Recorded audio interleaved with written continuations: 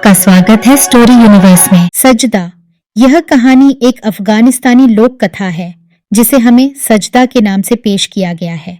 इसके लेखक का नाम अज्ञात है, लेकिन इस कहानी का मूल उद्देश्य हमारे लिए बहुत महत्वपूर्ण है। लोक कथाओं की ये खासियत होती है कि वो समय की सीमाओं को पार कर एक संस्कृति से दूसरी संस्कृति तक अपनी जगह बना लेती है। कभी सोचा है कि जब हम पूर्ण विश्वास और समर्पण के साथ किसी शक्ति पर भरोसा करते हैं, तो कैसे वह शक्ति हमारी रक्षा के लिए अपने साधनों को संचालित करती है। यह कहानी एक बुजुर्ग की है जो एक कछुए और बिच्छू की अजीब दोस्ती को देखकर हैरान होता है। क्यों एक बिच्छू कछुए की पीठ पर सवार होकर एक अजनबी की रक्षा के लिए निकल पड़ता है? क्या यह संभव है कि हम जिनकी रक्षा करते हैं वो हमारे ध्यान में भी नहीं होते? जब एक बुजुर्ग अजनबी की रक्षा के लिए लाठी उठा सकता है, तो वो परमात्मा जो हमेशा हमारे साथ होता है, कैसे हमारे लिए अपनी लाठी नहीं उठाएगा? यह कहानी उन शक्तियों की गहराई को दर्शाती है जो हमारे जीवन को सुरक्षा प्रदान करती हैं जब हम सच्चे सजदे में लगे रहते हैं। तो चलिए शुरू करते हैं। जो सजदे में लगे रहते हैं, परमात्मा उनकी रक्षा भी करते रहते हैं।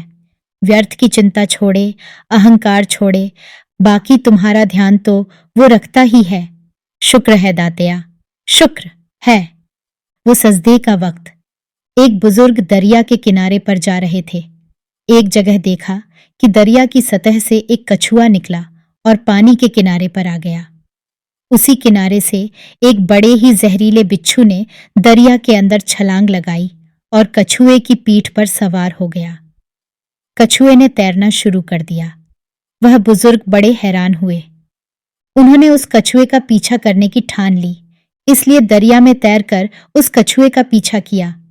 वह कछुआ दरिया के दूसरे किनारे पर जाकर रुक गया और बिच्छू उसकी पीठ से छलांग लगाकर दूसरे किनारे पर चढ़ गया और आगे चलना शुरू कर दिया। वह बुजुर्ग भी उसके पीछे चलते रहे। आगे जाकर देखा कि जिस तरफ बिच्छू जा रहा था, उसके रास्ते में एक मालिक का बंदा बड़े ध्यान में आंखें बंद कर मालिक की याद में सजदे में लगा हुआ था। उस बुजुर्ग ने सोचा कि अगर यह बिच्छू उस नौजवान को काटना चाहेगा, तो मैं करीब पहुंचने से पहले ही उसे अपनी लाठी से मार डालूंगा। लेकिन वह चंद कदम आगे बढ़े ही थे कि उन्होंने देखा दूसरी तरफ से एक काला जहरीला सांप तेजी से उस नौजवान को डसने के लिए आगे बढ़ रहा था। इतने में बिच्छू भी वहां पहुंच गया। उस बिच्छू ने ऐन उसी हालत में सांप को डंक के ऊपर डंक मारकर उसे बेसुध कर दिया, जिसकी वजह से बिच्छू का जहर सांप के जिस्म में दाखिल हो गया और वह सांप वहीं अचेत होकर गिर पड़ा था। इसके बाद वह बिच्छू अपने रास्ते पर वापस चला गया। थोड़ी देर बाद जब मालिक का बंदा उठा, तब उस बुजुर्ग ने उसे बताया कि मालिक तेरी हिफाजत के लिए कैसे उस कछुए को दरिया के किनारे लाया, फिर कैसे उस बिच्छू को कछुए की पीठ पर बैठाकर सांप से तेरी रक्षा के लिए भेजा। वह मालिक का प्यारा उस अचेत पड़े सांप को देखकर हैरान रह गया। उसकी आंखों से आंसू निकल आए और वह आंखें बंद कर अपने मालिक को याद कर शुक्र अदा करने लगा।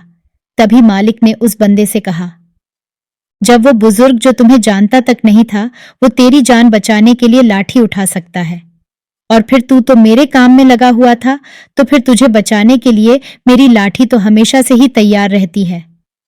वाह रे मालिक, तेरी मौज। शुक्र है, शुक्र है, शुक्र ही शुक्र है मेरे दाताजी। आशा करते हैं कि यह कहानी आपको बहुत पसंद आई होगी।